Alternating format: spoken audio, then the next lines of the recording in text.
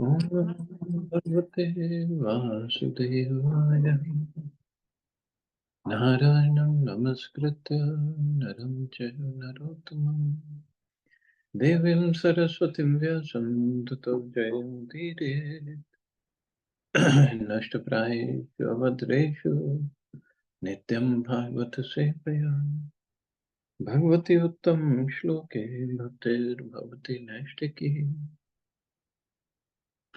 So continuing with the discussion on Srila Prabhupada Lilamrita by Satsvarup Das Goswami, Volume 1, A Lifetime in Preparation, India, 1896 to 1965. Chapter 9, A Resident of Vrindavan. So Prabhupada is writing articles in his Back to Godhead magazine, struggling to get the Back to Godhead magazine published, distributed, getting donations for it. So he wrote about the materialistic advancement in Western countries. And the last line that we read was, even they are given that facility, the unrest will continue to go on till there is spiritual satisfaction of life. That is the secret of peace. Even without having been to the West, Abhay expressed his conviction that the Americans and even the Russians were hankering for spiritual realization. They could not have become satisfied merely with material advancement. Pandit Nehru, therefore, should help his friends in the West by offering them spiritual knowledge from India. Poverty means poverty of knowledge. Prime Minister Chanakya used to live in a thatched cottage, but he was the dictator of India during the time of Chandragupta. Mahatma Gandhi voluntarily accepted the way of living of the so-called poor man and was a dictator of Indian destiny. But was he poverty-stricken? He was proud of his spiritual knowledge. Therefore, spiritual knowledge makes a man really rich man and not the radio set or the motor car, etc. So back in 1930s, the Nehru family had bought their medicines from Abhay's Prayag pharmacy, and Abhay now appealed to Pandit Nehru as an old friend from Allahabad.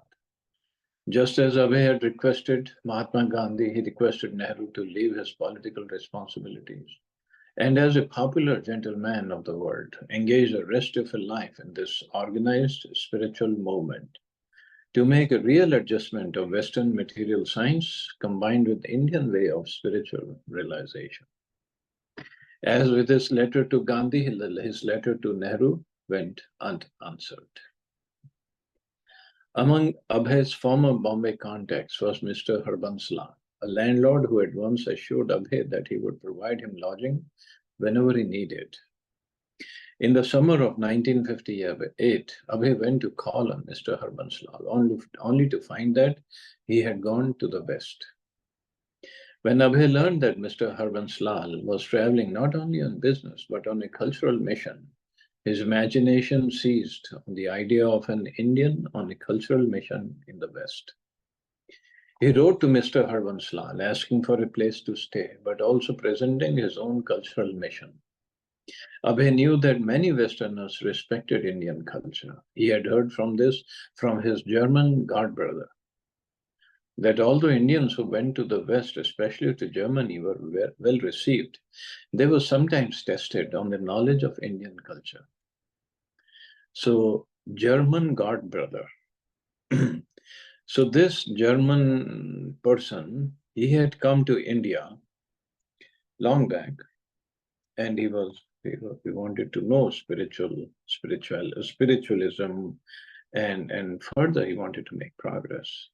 So somehow he came in contact with Bhaktisiddhanta Maharaj, and he took initiation from Bhaktisiddhanta Saraswati Maharaj. So that's why Prabhupada said his German god brother.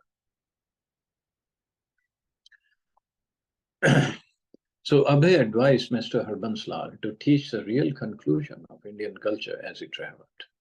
And that was, I think that people need this Indian message in this hour of necessity when the atomic bomb is hovering over the head of the human society. Please therefore begin the activities for the benefit of all people in the foreign countries, since you have gone there. Clearly, Abhay would have liked to have gone himself. Abhay also reminded Mr. Harbanslal of his promise to provide him with an apartment. I am passing my days in Bombay in great inconvenience for want of a suitable residential place. But the latter never caught up with the touring Mr. Harbanslal. Wanting to go to the West as soon as possible, Abhay visited one of his godbrothers in Bombay, Kripa Sindhu, and asked him to help. Kripa Sindhu said, "He came to my house and asked me to help him in going to America. He gave me some back to Godheads, which he said I could show to people to ask for help on his behalf. I tried to do something in this regard. I introduced Abhay Babu to one man, a big industrialist, Hemraj Khandelwal. I went also. The three of us sat down and I told the man how Abhay wanted to go to the West and how he was a good devotee and was writing and doing so many things. But somehow or other, the man did not help. Kripa Sindhu told Abhay of how the Gaudiya Mutt in Bombay had sometimes been assisted by a pious business magnate, Mrs. Sumati Morarji, head of Scindia Steamship Lines. So this Sumati Morarji, Madam Mataji, she really helped Prabhupada later on. Abhay tried to see her, but was unable. He did, however, see one of Mr. Morarji's employees, a deputy manager for the Scindia company, who heard him out and to Abhay's surprise responded generously. Considering Abhay a genuine sadhu, the Scindia agent offered him a 50% concession on a voyage from India to the United States. He even put it in writing. Abhay immediately began arranging for his passport and visa, but he could not raise even the half fare. Back in 1956 in Delhi, he had been struggling and homeless. And now, as he considered his last 2 years of traveling out of Vrindavan, he felt that his position hadn't really improved. Perhaps Krishna didn't want him to succeed in this way. But one positive thing he had gained, determination to go to the West and preach. There he would surely meet with success.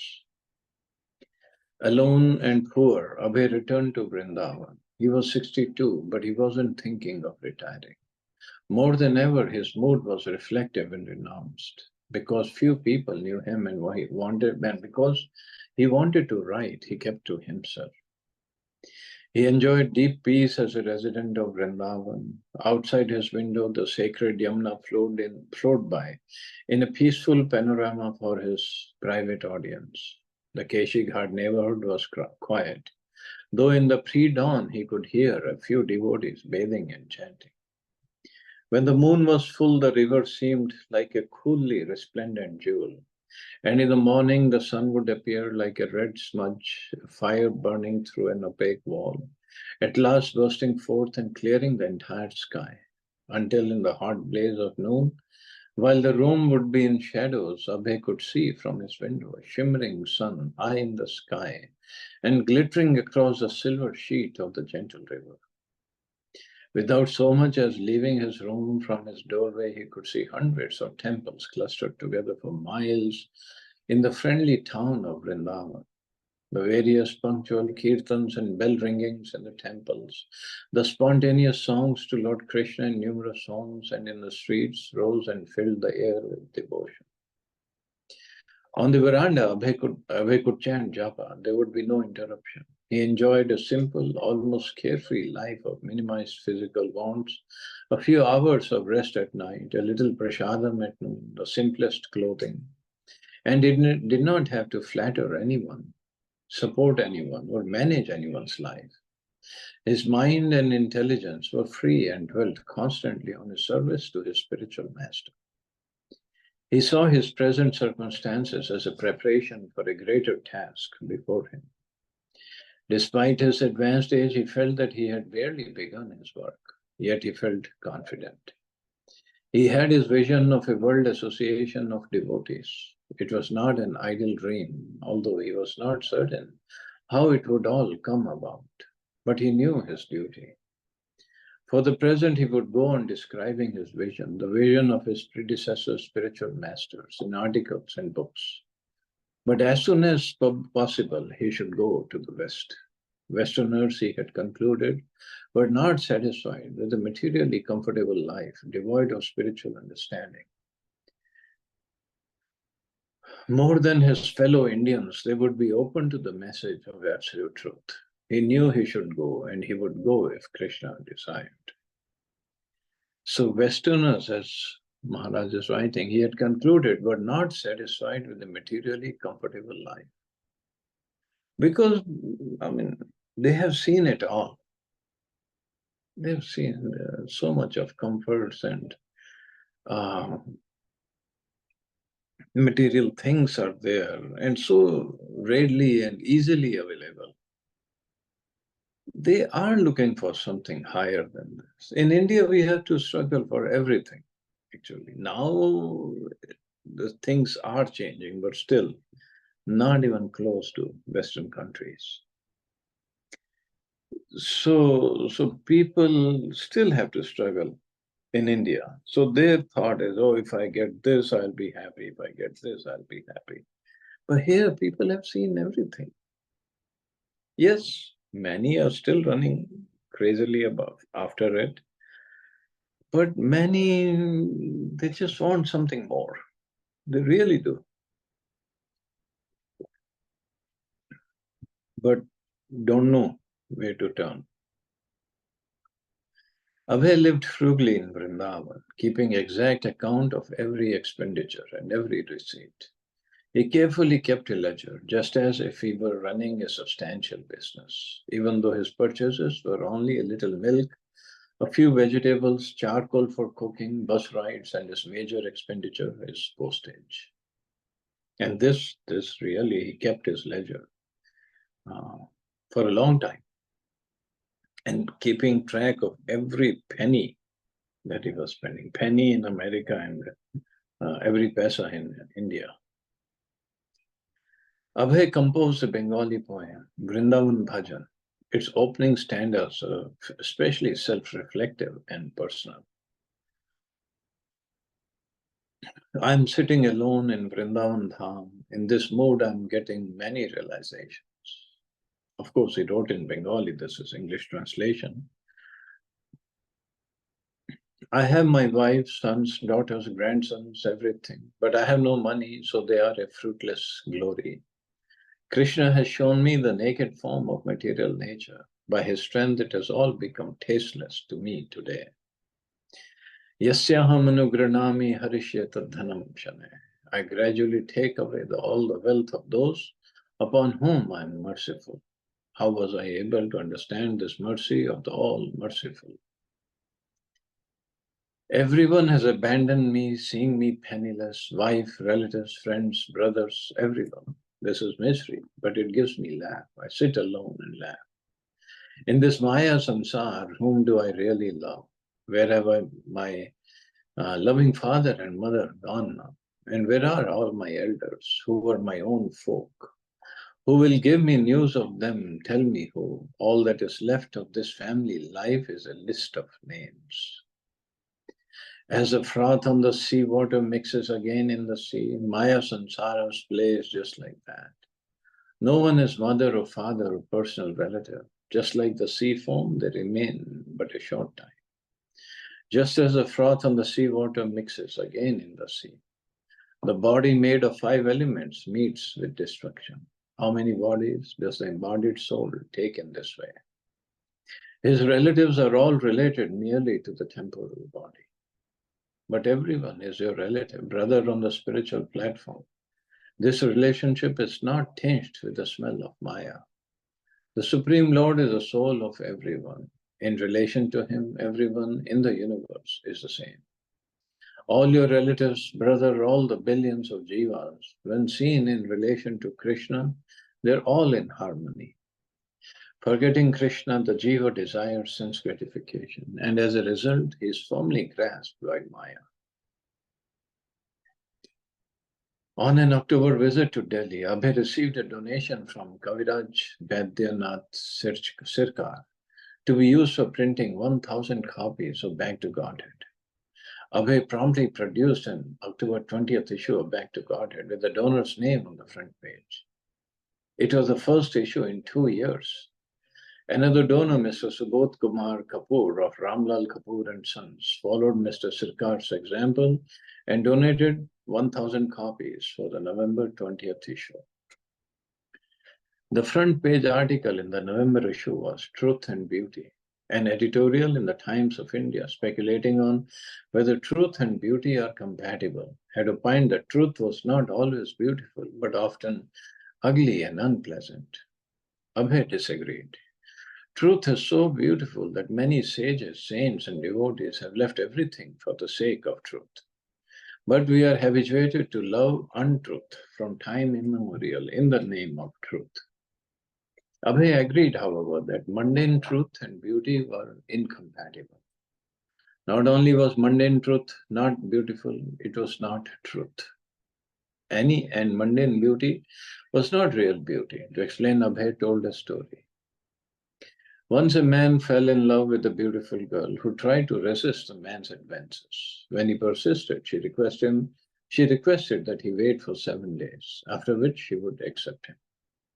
During the next 7 days, the girl took a strong purgative and laxative and repeatedly passed stool and vomited. She stored the refuse in buckets. Thus, the so-called beautiful girl became lean, thin, like a skeleton, and turned blackish in complexion, and the beautiful eyeballs were pushed into the sockets of the skull. The man appeared on the scene, well-dressed and well-behaved, and asked the waiting girl, who was depressed in appearance, about the beautiful girl who called him there. The man could not recognize the waiting girl as the same beautiful girl whom he was asking for. The same girl, however, was in a pitiable condition, and the foolish man, in spite of repeated assertion, could not recognize her. It was all due to the action of the medicine only. At last, the girl told the powerful man all the story of her beauty and told him that she had separated the ingredients of her beauty and stored them in the reservoirs. She also told him that he could enjoy the juices of beauty stored up in the reservoirs. The mundane poetic of the lunatic man agreed to see the juices of beauty, and thus he was directed to the store of loose stool and liquid vomit, which were emanating unbearable bad smell. And thus the whole story of beauty liquid was disclosed to him. That must be shocking for that man. Abhay went on to assert that literature, which did not describe the ultimate truth and beauty of the Supreme Person, was no better than stool and vomit, even though it be presented as poetry in philosophy. In standard morality, Abhay explained, morality is a standard of activity by which the supreme authority is satisfied. The scriptures contain moral codes prohibiting unholy sex relations, animal slaughter, intoxication, and gambling. Abhay attributed Mahatma Gandhi's success as a public leader to his observance of these moral principles. Abhay also praised the Vedic system of marriage. After the attainment of puberty, a woman wants a male, and if she is not married within that time and allowed to mix up with boys, it is quite natural that there is every chance of fall down, either by the boy or the girl. Despite changing social conditions, Abhay argued, you cannot indulge in unholy connection with the opposite sex just because the social conditions have changed. Because unholy connection with women is the beginning of all immorality. In Scholars Deluded, Abhay presented a critical review of Dr. Radhakrishnan's edition of Bhagavad Gita, citing specifically the 34th verse of the 9th chapter, wherein Lord Krishna declares that one should always think of him and become his devotee. So 934 is Man Manabha Madhbhakto Madhyadi Mam. Dr. Radhakrishnan had commented, it is not the personal Krishna to whom we have to give ourselves up utterly, but the unborn, beginningless, eternal who speaks through Krishna. So these words will tell you this is Mayavad philosophy. As if unborn, beginningless, eternal means the soul. Now the soul and the body for Krishna is the same. If we say Krishna's soul and Krishna's body is different, just like us, then we are putting ourselves on the same platform as God, as Krishna. See, they use these words, but one has to be very careful to see where they're coming from. Although the obvious meaning of Bhagavad Gita was that one should surrender to Krishna, the Supreme Person. Impersonalists like Dr. Radhakrishnan obscured the direct meaning with the word Jagat. So this is what they play, this is what they do, play with the words and give some interpretation, Mayavadic understanding, and people get confused. In that verse, Krishna clearly says, Man mana bhav mad bhakto. Think of me, become my devotee, madhyaji, worship me, mam namaskru, offer homage unto me. Where did he say, think of me means think of eternal unborn within me? He never said that. But when these guys, they play with the words of Krishna, people think, oh, this is so nice, this must be really high philosophy. No, it's actually low philosophy. On the disappearance day of Srila Bhakti Siddhanta Saraswati, Abhay keenly felt separation from his spiritual master. He perfectly understood that Srila Bhakti Siddhanta's instructions were more important than his physical presence, and that, in fact, the spiritual master was present within his instructions. In this way, Abhay had always been with his spiritual master. Yet on this annual day, Abhay could not help feeling loss. He remembered how in 1932 he had been a grihastha and a new disciple. At that time, he had not been free to do as much service as now.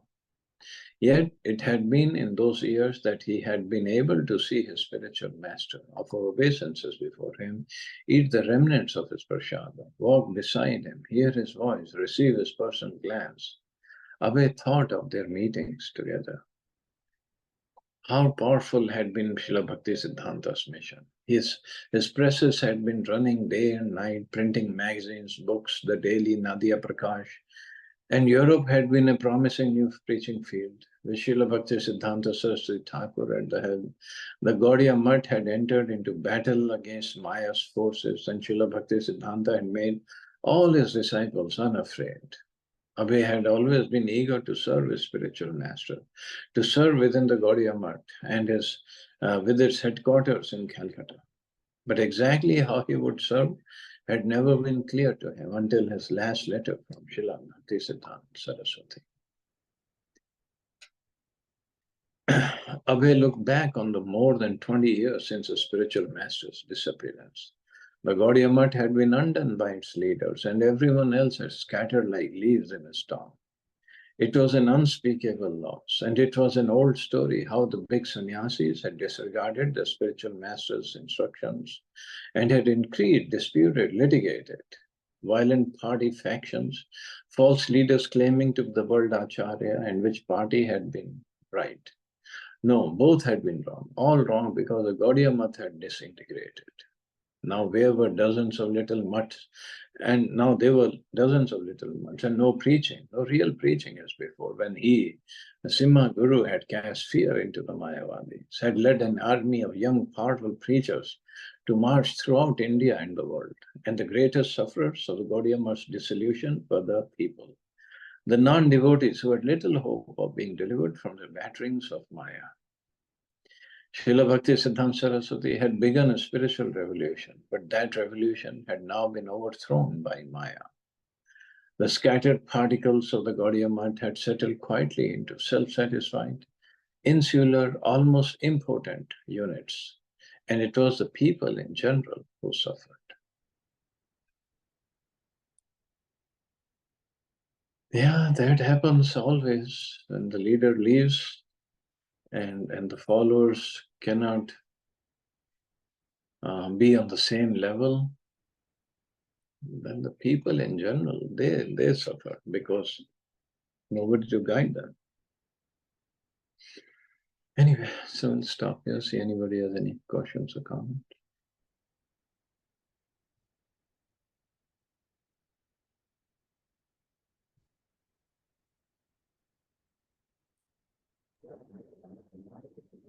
Okay, you all have safe and wonderful day. Hare Krishna. Jai Srila. Hare Hare Krishna, Jai Krishna. Shri Thank you, Prabhupada. Prabhuji. Thank you, Prabhupada.